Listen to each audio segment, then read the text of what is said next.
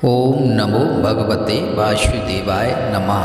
बृहस्पतिवार का दिन भगवान विष्णु को समर्पित होता है। जो भी भक्त गुरुवार को भगवान विष्णु की पूजा करते हैं, गुरुवार की कथा सुनते हैं, उनकी सभी परेशानियां दूर हो जाती हैं। जीवन में सुख समृद्धि की वृद्धि होती है, हर मनोकामना पूर्ण होती है, संतान सुख मान सम्मान में वृद्धि होती है। आइए सुनते हैं गुरुवार व्रत कथा। प्राचीन समय की बात है। भारतवर्ष में एक राजा राज्य करता था। वह बड़ा प्रतापी और दानी था। वह नित्य गरीबों और ब्राह्मणों की सेवा सहायता करता था। वह प्रतिदिन मंदिर में भगवान दर्शन करने जाता था, लेकिन यह बात उसकी रानी को अच्छी नहीं लगती थी। वह न ही पूजन करती थी और न ही दान करने में उसका मन लगता था। एक दिन राजा शिकार खेलने वन को गए तो रानी और दासी महल में अकेली थी। उसी समय बृहस्पति देव साधु वेश में राजा के महल में भिक्षा के लिए गए और भिक्षा मांगी तो रानी ने भिक्षा देने से मना कर दिया। रानी ने कहा कि हे साधु महाराज, मैं तो दान पुण्य से तंग आ गई हूँ। इस कार्य के लिए मेरे पति देव ही बहुत हैं। आप ऐसी कृपा करें कि सारा धन नष्ट हो जाए तथा मैं आराम से रह सकूं। साधु ने कहा, देवी, तुम तो बड़ी अजीब हो। धन और संतान से कौन दुखी होता है? इसकी तो सभी कामना करते हैं। पापी भी पुत्र और धन की इच्छा करते हैं। अगर तुम्हारे पास अत्यधिक धन है तो भूखे मनुष्यों को भोजन कराओ, ब्राह्मणों को दान दो, कुआं, तालाब, बावड़ी, बाग बगीचे आदि का निर्माण कराओ, मंदिर, पाठशाला, धर्मशाला बनवाकर दान दो, निर्धनों की कुंवारी कन्याओं का विवाह कराओ, साथ ही यज्ञ आदि कर्म करो। अपने धन को शुभ कार्यों में खर्च करो। ऐसा करने से तुम्हारा नाम परलोक में सार्थक होगा एवं स्वर्ग की प्राप्ति होगी। लेकिन रानी पर उपदेश का कोई प्रभाव ना पड़ा। वह बोली, महाराज, मुझे ऐसे धन की आवश्यकता नहीं जिसको मैं अन्य लोगों को दान दूं, जिसको रखने और संभालने में मेरा सारा समय नष्ट हो जाए। अब आप ऐसी कृपा करें कि सारा धन नष्ट हो जाए तथा मैं आराम से रह सकूं। साधु ने उत्तर दिया, यदि तुम्हारी ऐसी इच्छा है तो जैसा मैं तुम्हें बताता हूँ तुम वैसा ही करना। बृहस्पतिवार को घर को गोबर से लीपना, अपने केशों को पीली मिट्टी से धोना, राजा से कहना वह बृहस्पतिवार को हजामत बनवाएं। भोजन में मांस, मदिरा खाना और कपड़ा धोबी के यहाँ धुलने डालना। ऐसा करने से 7 बृहस्पतिवार में ही आपका सारा धन नष्ट हो जाएगा। इतना कहकर वह साधु महाराज वहाँ से अंतर्ध्यान हो गए। इसके बाद रानी ने वही किया जो साधु ने बताया था। 3 बृहस्पतिवार ही बीते थे कि उसका समस्त धन संपत्ति नष्ट हो गया और भोजन के लिए राजा रानी तरसने लगे। तब एक दिन राजा ने रानी से कहा कि तुम यहाँ पर रहो, मैं दूसरे देश में चाकरी के लिए चला जाऊँ, क्योंकि यहाँ पर मुझे सभी मनुष्य जानते हैं, इसलिए कोई कार्य नहीं कर सकता। देश चोरी परदेश भीख बराबर है। ऐसा कहकर राजा परदेश चला गया। वहाँ जंगल को जाता और लकड़ी काट कर लाता और शहर में बेचता।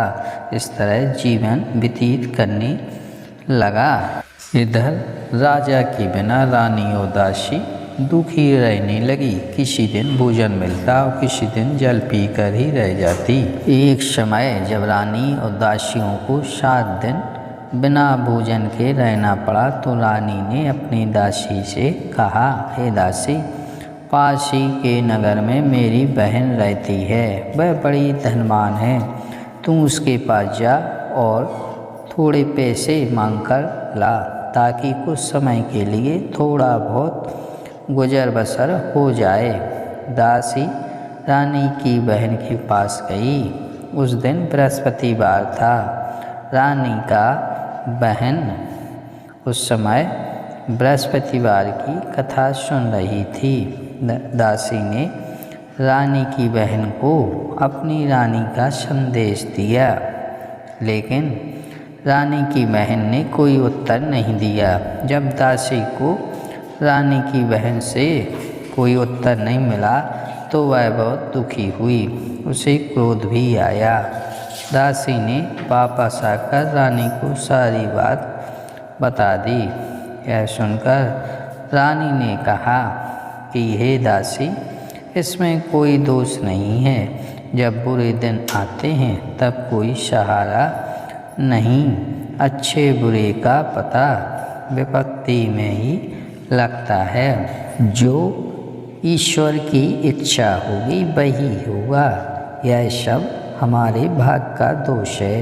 यह सब कहकर रानी ने अपने भाग को कोसा। उधर रानी की बहन ने सोचा कि मेरी बहन की दासी आई थी, लेकिन मैं उससे नहीं बोली, इससे वह बहुत दुखी हुई होगी। कथा सुनकर और पूजन समाप्त कर वह अपनी बहन के घर गई और कहने लगी, हे बहन, मैं बृहस्पतिवार का व्रत कर रही थी। तुम्हारी दासी गई, लेकिन जब तक कथा होती है तब तक ना उठते हैं और ना बोलते हैं, इसलिए मैं नहीं बोली। कहो दासी क्यों गई थी? रानी बोली, बहन, हमारे घर अनाज नहीं था। ऐसा कहते कहते रानी की आंखें भर आईं। उसने दासियों समेत 7 दिन तक भूखा रहने की बात भी अपनी बहन को बता दी। इसलिए मैंने दासी को तुम्हारे पास कुछ पैसे के लिए भेजा था। रानी की बहन बोली, बहन देखो, बृहस्पति देव सबकी मनोकामना पूर्ण करते हैं। देखो, शायद तुम्हारे घर में अनाज रखा हो। पहले तो रानी को विश्वास नहीं हुआ, परंतु बहन के आग्रह करने पर उसने दासी को अंदर भेजा। दासी के अंदर गई तो वहाँ पर उसे एक घड़ा पैसों से भरा मिल गया। उसे बड़ी हैरानी हुई। उसने बाहर आकर रानी को बताया। दासी रानी से कहने लगी, हे रानी, जब हमको भोजन नहीं मिलता तो हम व्रत ही तो करते हैं, इसलिए क्यों ना इनसे व्रत और कथा की विधि पूछ ली जाए। हम भी व्रत किया करेंगे। दासी के कहने पर रानी ने अपनी बहन से बृहस्पति व्रत के बारे में पूछा। उसकी बहन ने बताया, बृहस्पतिवार के व्रत में चने की दाल, गुड़ और मुनक्का से विष्णु भगवान का केले के वृक्ष की जड़ में पूजन करें तथा दीपक जलाएं और कथा सुनें। उस दिन एक ही समय भोजन करें। भोजन में पीले खाद्य पदार्थ का सेवन जरूर करें। इससे गुरु भगवान प्रसन्न होते हैं, अन्न, पुत्र और धन का वरदान देते हैं, साथ ही सभी मनोकामनाएं पूर्ण करते हैं। व्रत और पूजन की विधि बताकर रानी की बहन अपने घर लौट आई। रानी और दासी दोनों ने निश्चय किया कि बृहस्पति देव भगवान का पूजन जरूर करेंगे। 7 रोज बाद जब बृहस्पतिवार आया तो उन्होंने व्रत रखा। गुड़शाल में जाकर चना और गुड़ बीन लाई तथा उसकी दाल से केले की जड़ तथा विष्णु भगवान का पूजन किया। अब पीला भोजन कहाँ से आए? दोनों बड़ी दुखी हुईं, परंतु उन्होंने व्रत किया था, इसलिए बृहस्पति देव भगवान प्रसन्न थे। एक साधारण व्यक्ति के रूप में वे 2 थाली में पीला भोजन लेकर आए और दासी को देकर बोले, हे दासी, यह भोजन तुम्हारे और तुम्हारी रानी के लिए है, इससे तुम दोनों ग्रहण करना। दासी भोजन पाकर प्रसन्न हुई। उसने रानी से कहा, चलो रानी, भोजन कर लो। परंतु रानी को भोजन आने के बारे में कुछ भी पता नहीं था, इसलिए उसने कहा कि जा तुम ही भोजन कर, क्योंकि तू व्यर्थ में हमारी हंसी उड़ाती है। तब दासी ने कहा, एक व्यक्ति भोजन दे गया है। तब रानी ने कहा, वह व्यक्ति तेरे लिए भोजन दे गया है, तू ही भोजन कर। तब दासी ने कहा, वह व्यक्ति हम दोनों के लिए 2 थालों में सुंदर पीला भोजन दे गया है, इसलिए मैं और आप दोनों ही साथ साथ भोजन करेंगे। यह सुनकर रानी बहुत प्रसन्न हुई और दोनों ने गुरु भगवान को नमस्कार कर भोजन किया। इसके बाद वे प्रत्येक बृहस्पतिवार को गुरु भगवान का व्रत और पूजन करने लगीं। बृहस्पति भगवान की कृपा से उनके पास धन हो गया, लेकिन रानी फिर पहले की तरह आलस करने लगी। तब दासी बोली, देखो रानी, तुम पहले भी इस प्रकार आलस करती थी, तुम्हें धन के रखने में कष्ट होता था, इस कारण सभी धन नष्ट हो गया। अब गुरु भगवान की कृपा से धन मिला है तो फिर तुम्हें आलस होता है। बड़ी मुसीबतों के बाद हमने यह धन पाया है, इसलिए हमें दान पुण्य करना चाहिए। अब तुम भूखे मनुष्य को भोजन कराओ, ब्राह्मणों को दान दो, तालाब और बावड़ी, बाग बगीचे आदि का निर्माण कराओ, मंदिर, पाठशाला और धर्मशाला बनवाकर दान दो, निर्धनों की कुंवारी कन्याओं का विवाह कराओ, साथ ही यज्ञ आदि कर्म करो। अपने धन को शुभ कार्य में खर्च करो, जिससे तुम्हारे कुल का यश बढ़े और स्वर्ग प्राप्त और पितर प्रसन्न हों। दासी की बात मानकर रानी शुभ कर्म करने लगी, उसका यश फैलने लगा। एक दिन रानी और दासी आपस में विचार करने लगी कि ना जाने राजा किस दशा में होंगे, उनकी कोई खोज खबर भी नहीं है। उन्होंने श्रद्धापूर्वक बृहस्पति भगवान से प्रार्थना की कि राजा जहाँ कहीं भी हों शीघ्र वापस आ जाएं। उसी रात्रि को बृहस्पति देव ने राजा को स्वप्न में कहा कि हे राजा, उठ, तेरी रानी तुझको याद करती है, अपने देश को लौट जा। राजा प्रातःकाल उठा और जंगल से लकड़ी काटने के लिए जंगल की ओर चल पड़ा। जंगल से गुजरते हुए विचार करने लगा कि रानी की गलती से उसने कितने दुख भोगने पड़े। राजपाट छोड़कर जंगल में रहना पड़ा, जंगल से लकड़ी काटकर शहर में बेचकर गुजारा करना पड़ा और अपनी दशा को याद करके व्याकुल होने लगा। उसी समय राजा के पास बृहस्पति देव साधु के वेश में आकर बोले, हे लकड़हारे, तुम इस सुनसान जंगल में किस चिंता में बैठे हो, मुझे बतलाओ। यह सुन राजा के नेत्र में जल भर आया। साधु की वंदना कर राजा ने अपनी संपूर्ण कहानी सुना दी। महात्मा दयालु होते हैं वे राजा से बोले, हे राजा, तुम्हारी पत्नी ने बृहस्पति देव के प्रति अपराध किया था, जिसके कारण तुम्हारी यह दशा हुई। अब तुम चिंता मत करो, भगवान तुम्हें पहले से अधिक धन देंगे। देखो, तुम्हारी पत्नी ने बृहस्पतिवार का व्रत शुरू कर दिया है।